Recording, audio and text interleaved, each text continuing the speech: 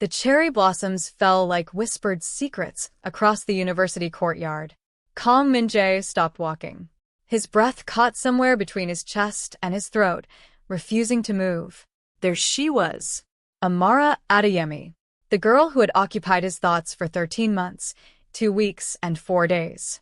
She was smiling. That warm, radiant smile that made the spring air feel inadequate. But she wasn't smiling at him. Her fingers were intertwined with someone else's hand. A tall figure walked beside her. Confident. Laughing. Close. Too close. Min-jae's jaw tightened imperceptibly. His heart, which he had trained to remain steady through board meetings and billion-won negotiations, betrayed him completely. Everything he had been building the courage to say, shattered like glass against marble. He didn't know the relationship was fake. He only knew one thing. He was too late. Please like, share, and subscribe. 3 weeks earlier, the university library had been Amara's sanctuary. She loved the way late afternoon sunlight filtered through the floor-to-ceiling windows, casting golden rectangles across polished wooden tables. She loved the smell of old books mingling with fresh coffee from the cafe downstairs. But today, she couldn't concentrate. Her economics textbook lay open to page 247. She had been staring at the same paragraph for 23 minutes. The reason sat 4 tables away. Kang Min-jae.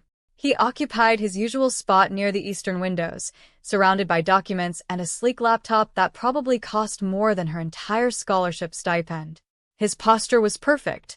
His focus was absolute. His presence was magnetic. Amara watched him turn a page, his long fingers moving with unconscious grace. Stop staring, she told herself. He doesn't even know you exist. But that wasn't entirely true. He knew she existed. He just didn't see her. Not the way she wanted to be seen. You're doing it again. The whisper came from across the table. Amara's roommate, Sumin, peered at her over a psychology textbook with knowing eyes. Doing what? Amara whispered back. Too quickly. Staring at the student council president like he's the last piece of jollof rice at a family gathering. Amara's cheeks warmed. I wasn't staring. Your highlighter has been hovering over the same line for 5 minutes. Amara looked down. The yellow marker was indeed suspended midair, cap off, achieving nothing. She set it down with a soft sigh. It doesn't matter anyway, she murmured. He's him. And I'm brilliant, beautiful, top of the international students' ranking. Invisible to him. Sumin closed her textbook. Her expression shifted from teasing to serious. Amara. You've had this crush for over a year. Either do something about it or let it go. Do something? Amara almost laughed. Like what?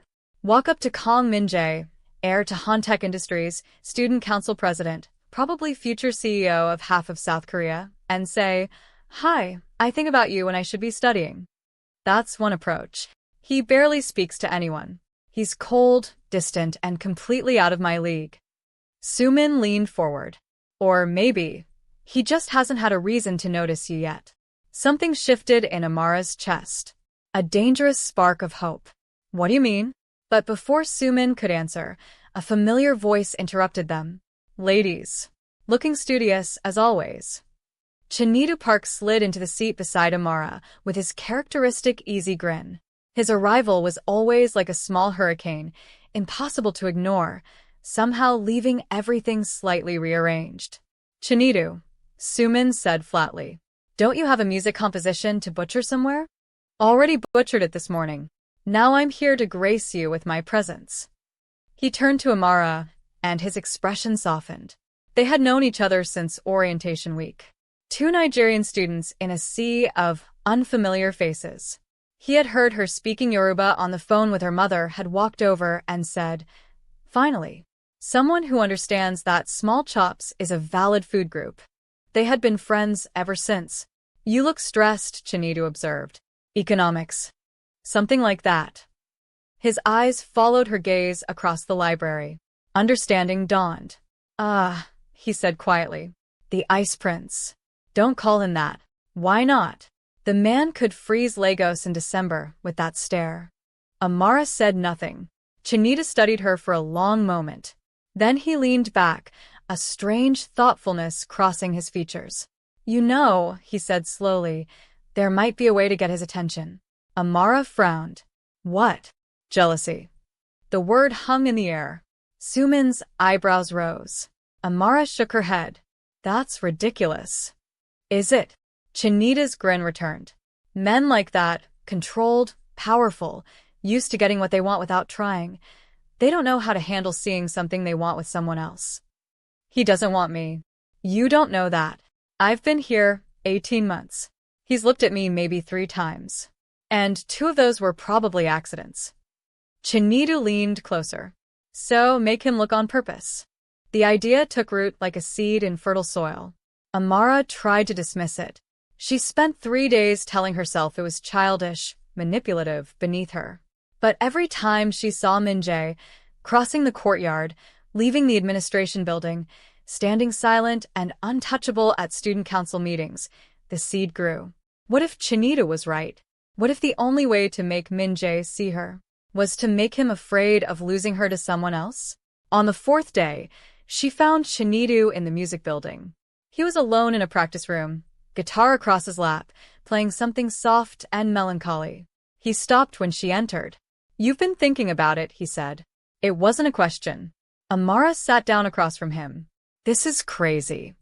"Probably. It won't work." "Maybe not. And even if it did." She hesitated. "Wouldn't it be dishonest? Starting something based on a lie?" Chinita set down his guitar. When he spoke, his voice was unusually serious. "Amara, "You're not trying to trick him into loving you. You're trying to get him to notice you. What happens after that, if anything happens, that would be real. But the relationship between us would be fake. Acting. Performance. We're not hurting anyone. You'd really do this? Pretend to be my boyfriend?" Chinita's smile flickered. Something passed through his eyes. There and gone before Amara could identify it. "We're friends," he said simply. "And you've been pining after this guy for over a year. If this is what it takes to either get him to confess or help you move on, I'm in." Amara exhaled slowly. "Rules," she said. "We need rules." "Obviously. No actual romantic involvement. We're acting." "Agreed. We hold hands in public. Maybe sit close at events. But nothing more." "I can do that. And the moment it gets too complicated, or one of us wants out, we end it. No hard feelings." Chinita extended his hand. "Deal." Amara shook it. She didn't notice the way his fingers lingered a moment too long.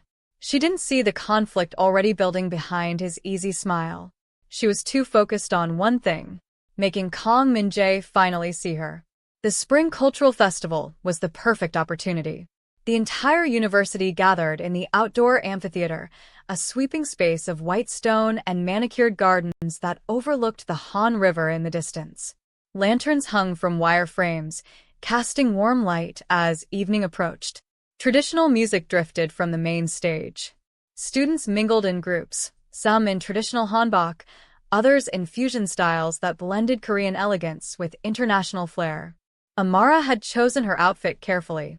A deep burgundy dress with African print accents along the hem and sleeves, modern and traditional woven together.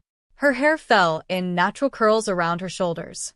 Gold earrings caught the lantern light. She looked beautiful. She knew she looked beautiful. But that